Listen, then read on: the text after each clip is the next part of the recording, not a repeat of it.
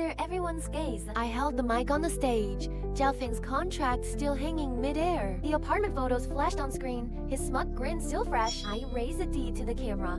Chen Yu shone bright under the spotlight, like a silent slap across everyone's face. First, this villa isn't from Zhao for Su Man. It's my parents' inheritance. The deed has always had only my name. The crowd erupted, whispers surging like a tide, mixed with gasps. "'Tis you," Zhao Feng's face turned purple, veins bulging, reaching for the deed. I dodged, pulled out more papers, my voice icy.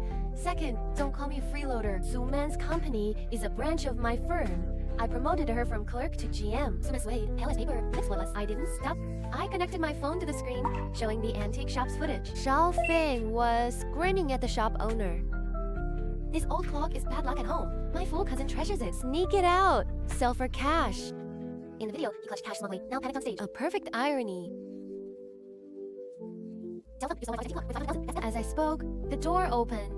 Lu Yang walked in with police and Mr. Zhou. Zhao Feng dropped to his knees. I remember Su Man a year ago, crying at the door, her eyes red, clutching my sleeve, voice trembling. "Ah, you, it's so hard out there. I can't even afford rent this month." I saw her tears, remembered her as a kid with pigtails, managing my scraped knee. Our parents died 3 years ago in an accident, leaving this villa on Qingyong Road, in a well-run company. I refused fake sympathy, stayed alone in the empty house. I guard these relics forever, but opening the door for Su Man turned my life upside down. I let her move in. Give her the bridge to run. She's my cousin. We should help each other. A year passed peacefully until she walked in with Zhao Feng, smiling. "This is my boyfriend, Zhao Feng." I sensed something was about to change. Zhao Feng's first step into the living room, his gaze scanning every corner. No guest manners, like a property appraiser. From the liuli ornament to dad's calligraphy. Finally eyeing the AV equipment, he hugged Su Man's waist.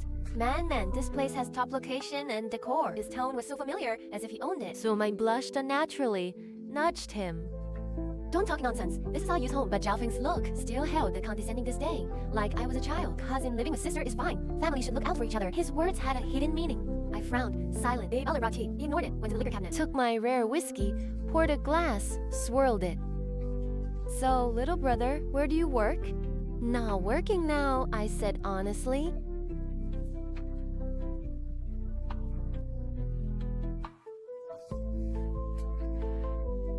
My parents' company is run by pros. I just check reports and join video calls monthly, number 9 to -5. But Zhao Feng found that hilarious. He sneered, raising his voice on purpose. "Nice not working, living off your sister, carefree." He stressed, living off your sister. The room went dead silent. Li stopped wiping glasses. Su Man paled, grabbed Zhao Feng's glass. "What nonsense! This is Yu's home." But Zhao Feng shook him off, stood over me, chin high. "Kid, I'm Su Man's boyfriend. Can't let her be taken advantage of. A grown man mooching off his sis." "Tear, no shame." I shot up from the sofa, rage boiling over. This is my parents' life's work, their legacy. Who is he to boss me around? Who is he to boss me around? By what right do you lecture me? I stared him down, word by word. Zhao Feng paused, then sneered louder. As the future man of this house, got a problem? A fight was brewing. Su Man rushed between us, tugging my arm. "Hey, you, don't mind him. He's blunt but means well. He cares about me." "Cares? By slandering me in my own home?"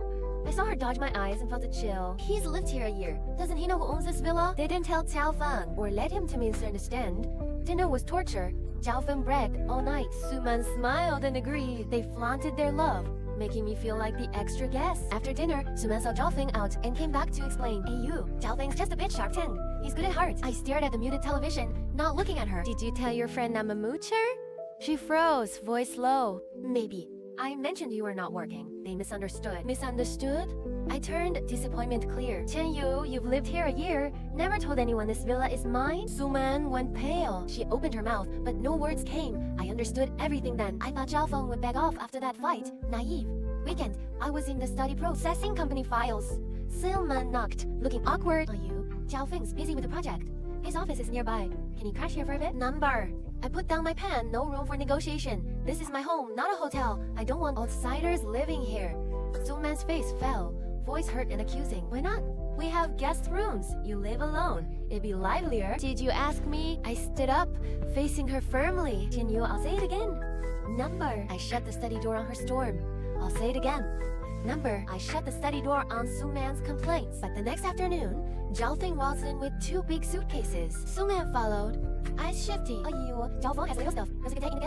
are you? Zhao Feng ignored me and orders Suman around. Hang my Armani suit. Put the coffee machine on the kitchen counter. I need hand brewed in the morning. From that day, the house changed. Zhao Feng replaced my old gym gear with new stuff, but the bill went to the villa's account. He hated my car in the garage. While I was out, he had Lee move it to the 10th spot and parked his flashy red sports car there. Worse, I came home early once and found him in my bedroom, holding my limited edition watch, examining it closely. "What are you doing?" I yelled, full of anger. He jumped, almost dropped it, but acted smug. "Just looking. This watch costs a fortune, right? You don't wear. Where'd you get the money? Suman's? Get out." I pointed at the door, shaking with rage. I went to Suman to kick Jiafen out, but she was removing a face mask, calm and dismissive. You? He just looked at your watch. You're a man. Be more open-minded. It's a boundary. Why touch my stuff? I raised my voice, anger flaring again. We are family living together. Why be so clear-cut? Suman frowned, annoyed. Jiafen added so much. Gym gear, coffee machine, garden lights. All him. What have you done for this house? Her twisted logic drove me crazy. He bought that stuff on his own. I paid the bills. Suman, what spell is he under? Suman was speechless, then cried, "My fault. I shouldn't have come. We'll leave tomorrow." She ran to her room. I felt helpless. She always uses this trick. I used to give in. But this time I knew clearly. They were taking over my home. My trusted cousin was against me. What made me fight back was Dad's antique clock disappearing. A 19th century British clock he got at a European auction. Brass pendulum, mahogany case, precise and deep chime. After my parents died, its tick-tock made me feel they were still here. Coming home one day, I looked at the corner. My heart sank. The clock was gone, replaced by a tacky digital clock with flashing colors. "Lee, where's my dad's clock?" I rushed to the kitchen, voice trembling. Lee paused, looking flustered. "Mr. Zhao had it removed. Said it was old and noisy. He got you a smart one, shows weather, connects to Bluetooth." My mind went blank. I ran out and bumped into Zhao Feng and Suman laughing downstairs. Zhao Feng wore a new suit and a shiny gold watch. He looked proud. "I got rid of that old thing. This one's practical and nice." "Got rid of it? Who said you could touch my stuff?" Blood rushed to my head as I stepped closer, eyes blazing with cold fury. "Why so ungrateful? I got you a new one, and you question me." Zhao Feng waved dismissively, his tone contemptuous. "Just a broken clock. Tossed it. No big deal." "Tossed it." I shook with rage, my voice trembling. "That was my dad's keepsake. Do you even know what that means? It's all he left behind." Suman grabbed my arm. "You, calm down. It's just a clock. Buy a new one." Zhao Feng meant well. Meant well. I shook her off, pointing at Zhao Feng. "He stole my dad's keepsake." Zhao Feng got angry, standing in front of Suman with a sneer. "How much is that junk worth?" "Pathetic." "Suman, let's go. Ignore this lunatic." He pulled Suman to leave. I blocked the door, firm. "No one leaves until you tell me where the clock is. No one leaves until you tell me where the clock is." We shoved at the door. Suman screamed, trying to stop us. Lee came to calm things. In the chaos, Dao and Fen punched me. I stumbled back. I knocked over the cabinet. The vase crashed to the floor, shattering into pieces. Zhao Feng straightened his collar and spat. Mad dog. He dragged Suman out without looking back. The door slammed shut. Only I remained in the living room. Lee, in the mess at night, she brought me hot porridge and pulled out a crumpled card. She whispered, "Sir, when Mr. Zhao had the clock taken away, I kept this card." The mover seemed from an antique market. I heard him say it looked good. At least it's 6 figures. I squeezed the card from Bogu. Jai, my knuckles white. It hit rock bottom. He didn't toss it. He sold my dad's keepsake. Used the money for that flashy gold watch on his wrist. The next day, with a bruised lip, I met Lu Yang at a bar. Liang, my best friend who knew my family, was shocked by my look. "Hey, you! Who hit you? Your face looks like a domestic violence scene." I told him everything from start to finish. From Zhao Feng's visit to Suman's silence to the antique being sold. Lu Yang's face darkened. He slammed the table, rattling the glasses. "This is blatant bullying. Is Suman brainwashed? She's letting a wolf into the house, taking over." Taking over stabbed my heart. I smiled bitterly and took a sip. "I don't get it. How did our sibling bond turn into this?" "Feelings mean nothing against profit." Lu Yang pointed at me, frustrated. "Lu Yang, the house is yours, the company is yours. What are you afraid of? Call the cops and kick them out." I hesitated. Suman is my only family since our parents died. I feared burning bridges completely. But the Lu Yang saw through me. He patted my shoulder. "If she truly cared, she wouldn't let Zhao Feng bully you. She's not stupid. She's bad. She's letting him push you out." "Push you out?" Lu Yang's words hit me like cold water. "Yes, Suman knows this is my house. yet lets Xiaofen act like the master. She knows how much that clock means to me. He just said lightly, buy another one. He knows, he just doesn't care. The clock must be found, and Zhao Feng must pay. Lu Yang dragged me to the antique market. The owner of Bo Guzi was hesitant at first. Lu Yang slammed cash on the table and showed the police report page. This is stolen goods. Tell us the buyer or we go to the station. After weighing it, the owner gave us the buyer's info. The buyer was a famous local collector, Mr. Zhou.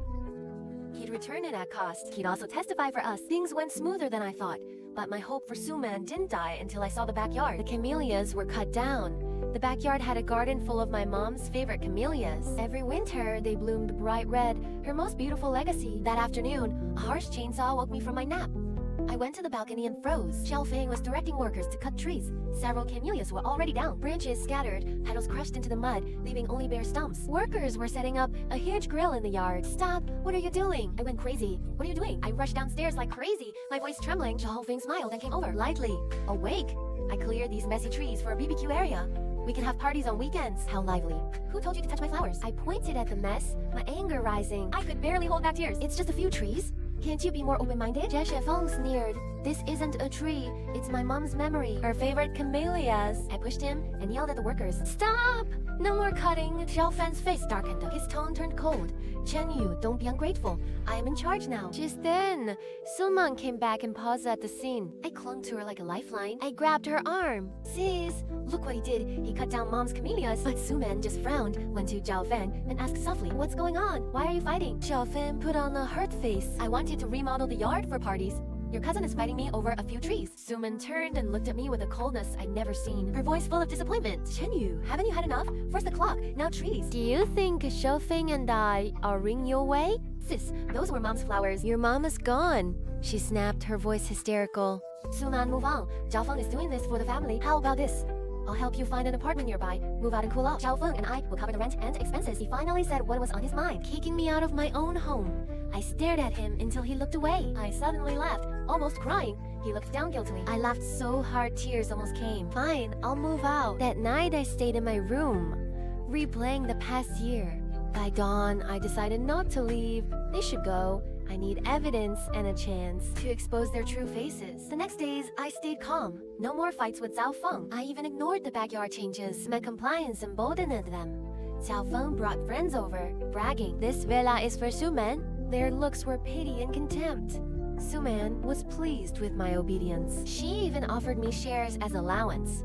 She thought that would buy me off. I agreed, smiling meekly, but inside I was ice cold. At night, I contacted Mr. Zhao for documents and bank records. Through Lu Yang, I hired security to install hidden cameras. The chance came soon. Going downstairs for water, I heard Zhao Fen whispering in the living room. Man, he's been docile. When will you get the house in your name? My heart tightened, almost dropping the cup. Suman hesitated. Isn't it too soon? He's my brother. Brother? Does he see you as a sister? Zhao Fen sneered, calculating. The house is in his name. We're not safe. If he changes his mind, we're out. Only with the deed. Is this our home? What use is all this property to a loser? Better for you. We'll marry, have kids, grow the business. It's called eating the airless. Get it? Those words stabbed like poisoned needles. I covered my mouth, waiting for Suman's answer. My last thread of family love snapped. A week later, Jiao Feng announced a party for Suman's promotion. But it was a trap to paint me as a worthless charity case and kick me out. Suman handed me a gold invitation with a fake smile. You, come meet our friends. Let's have fun. I took it and nodded. The party was grand, full of noise and lights. Xiao Feng and Suman wore matching designer outfits. They mingled like true hosts, accepting praise. Young and successful, a perfect match. Suman is lucky. Such a great boyfriend, giving her this villa. Suman beamed, glancing at me smugly. I sat in a corner, an outsider. Lu Yang, tax kid, lawyer, and Mr. Zhou are outside. Ready, I replied. Wait, I wanted Zhao Feng at his peak before the fall. At 8 p.m., Zhao Feng took the mic, cleared his throat. Two good news, Man's promotion, and an important announcement. He paused, looking at me with condescension. My cousin Chen Yu? Lost his parents early. It's tough, man, and I agreed. We bought him a small apartment downtown and will give him a monthly allowance. That is, and the contract flashed on the big screen. Zhao Feng reached out to me with a fake smile. Chen Yu, come up. This is your brother-in-law's gift. Learn to be independent. Stop worrying your sister. Thunderous applause. Everyone stared at me, waiting for me to accept this handout like a beggar. As the police took Zhao Feng away, he struggled and shouted, Chen Yu, you set me up. No one believed him. Guests filmed his pathetic look. Suman collapsed on stage. Tears fell non-stop as she saw the termination and transfer papers. Looking at the papers, tears kept falling. I'm sorry. I was wrong. He crawled to hug my leg. I stepped back. The moment you decided to kick me out, we were done. My eyes were cold. You have 3 days to pack and get out. 3 days later, Suman left. He dragged his 2 suitcases out silently. No tears, no looking back. Li cleaned the guest room. Everything of theirs was gone, as if they never existed. The villa was quiet again. I stood on the balcony. The camellia tree left a bare spot. I felt empty, yet strangely light. Lu Yang called. Zhao Feng was convicted of theft and embezzlement, at least 3 years in prison. Mr. Zhou returned the antique clock. I polished it clean, put it back in the living room corner. The familiar ticking started. My eyes suddenly welled up. I hired a gardener to redo the backyard, planted new camellia seedlings. The gardener said with care, they'd bloom next winter. At the company, I took over the branch. Proved I wasn't the waste Zhao Feng called me. Life got back on track. Sometimes I think of Suman, bandaging my knee as a kid. His caring look, it stings a bit. He really loved me back then. But later, greed blinded him. He lost himself. I blocked Suman on everything, stopped asking about him. Some things are best left in the past. One sunny afternoon, I made tea and sat on the sofa, listening to the clock tick. My phone rang. It was Lu Yang. You, come drink. Meet some new friends. I looked at the bright sun and smiled. Okay, give me 10 minutes. Life must move forward. Like the new camellia seedlings. Next year, they'll bloom and fill the yard with fragrance.